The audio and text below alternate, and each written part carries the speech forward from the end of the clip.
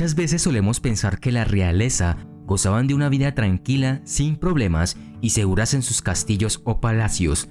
Pero cuando se trata de historia monárquica, es un verdadero juego de tronos. Reyes y reinas estaban bajo una amenaza casi constante de conspiración y destitución. Solo prosperaron los monarcas que demostraron fuerza, éxito militar y carisma. Otros se deterioraron lentamente o en algunos casos tuvieron un final sangriento. Morir en batalla. Durante siglos se esperaba que un monarca dirigiera las tropas en la batalla. Por supuesto, eso significaba que algunos de ellos estaban en peligro de perder la vida a manos del enemigo. Muchos de estos reyes murieron en el campo de batalla, como es el caso del rey James IV, quien murió en la batalla de Flodden el 9 de septiembre de 1513. Este rey escocés cruzó la frontera con un ejército de unos 30.000 hombres apoyados por artillería. Su misión era honrar su alianza con Francia y desviar tropas del principal ejército inglés que estaba en Francia bajo el mando de Enrique VIII. Al caer la noche, el ejército escocés fue aniquilado. James fue asesinado junto con al menos 10.000 de sus súbditos, incluidos altos funcionarios de la iglesia y el Estado y muchos nobles.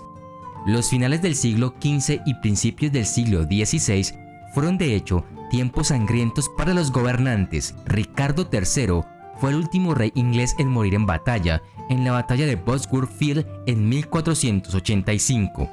Fue asesinado por las fuerzas del aspirante a la corona Lancaster, Enrique Tudor, el futuro Enrique VII. Ricardo I de Inglaterra, el Corazón de León, murió durante un asedio en Francia en 1199.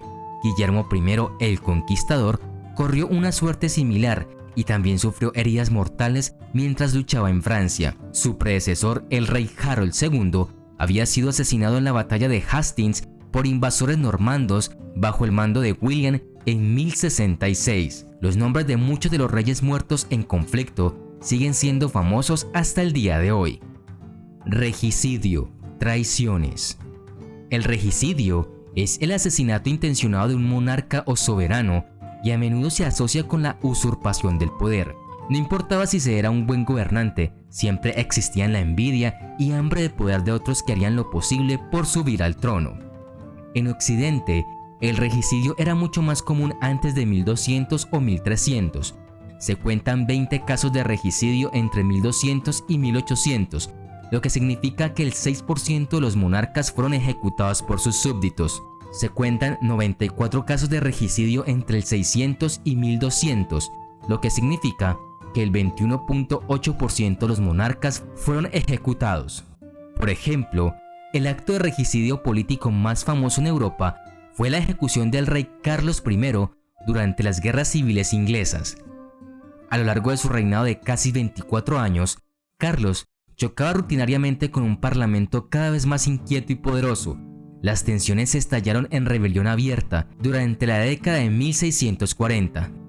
Después de las victorias del parlamento en el campo de batalla, quedó claro que Carlos no iba a ser bueno compartiendo el poder.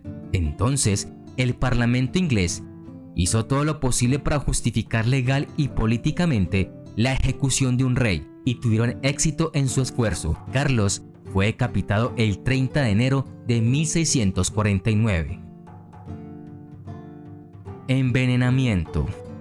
La realeza medieval ciertamente pensó que el envenenamiento deliberado era un riesgo al que se enfrentaban, sobre todo cuando se trataba de poder y política. Después de todo, si envenenabas a alguien y lo llevabas a cabo con discreción, podría dejar muchas menos señales visibles que un cuchillo en la espalda. Tanto así que la realeza empleaba catadores que probaban todos los platos antes de que el monarca se los comiera, incluso presionando las servilletas de sus monarcas contra sus labios antes de que las usaran, en caso de que el paño estuviera empapado en veneno.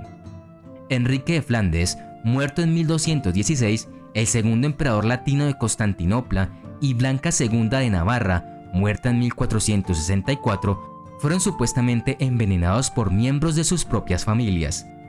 Dmitri Yurevich Semyanka, 2 veces gran príncipe de Moscú, en 1454, los habitantes de la ciudad sobornaron al cocinero del príncipe para que envenenara su cena de pollo asado. Otros envenenamientos de individuos de alto rango siguen sin resolverse, Algunos de los venenos más utilizados eran arsénico, acónito, cicuta y belladona. Rebeliones. Aunque los reyes tenían mucho poder, a veces se enfrentaban a la rebelión de poderosos señores.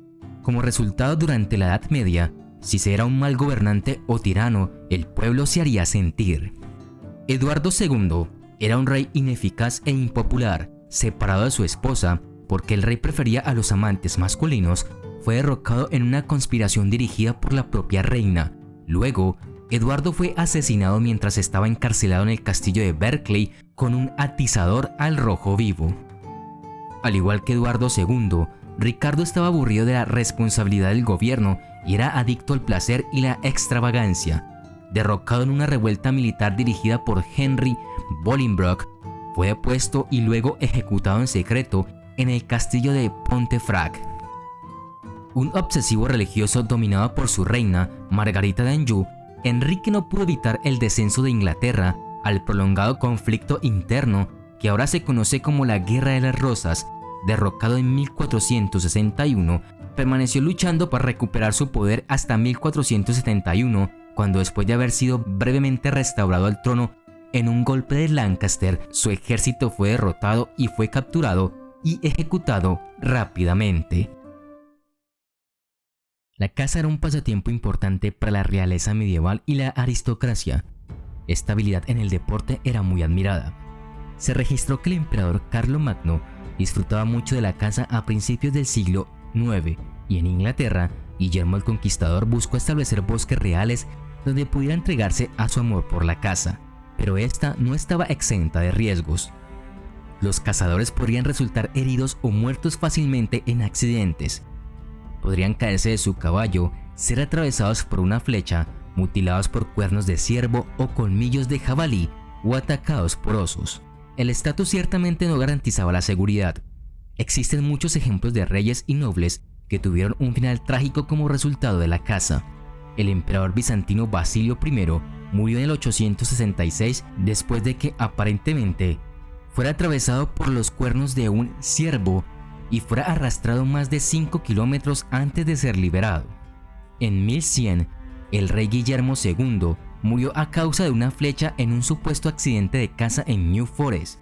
Asimismo, en 1143, el rey Fulco de Jerusalén murió en un accidente de caza en Acre cuando su caballo tropezó y cayó de este. Hemofilia.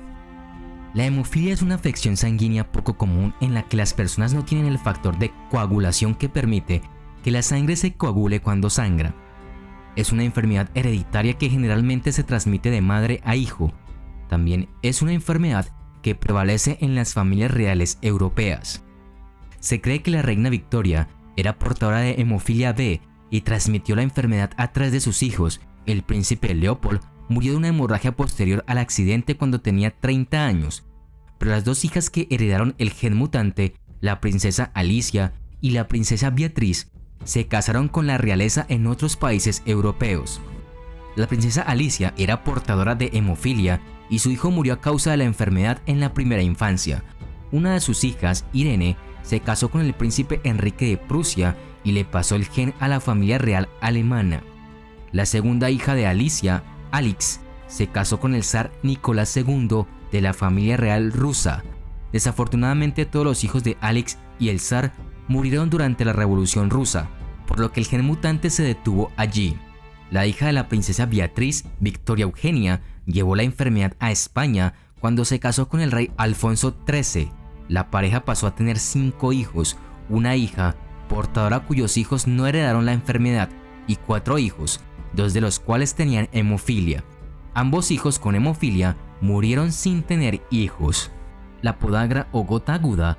El término se deriva de la palabra latina guta o gota y se refería a la creencia medieval predominante de que un exceso de uno de los 4 humores que en equilibrio se pensaba que mantenían la salud, bajo ciertas circunstancias caería o fluiría hacia una articulación, causando dolor e inflamación. La articulación afectada está caliente, hinchada y tan sensible que hasta el peso de la sábana puede parecer intolerable. A lo largo de la historia, la gota se ha asociado con alimentos ricos y con un consumo excesivo de alcohol. debido a que está claramente asociado con un estilo de vida que al menos en el pasado solo podían permitirse los ricos. La gota se ha denominado la enfermedad de los reyes. La condición fue frecuente entre los emperadores romanos y la sufrieron también Felipe II y el rey de Inglaterra, Enrique VIII.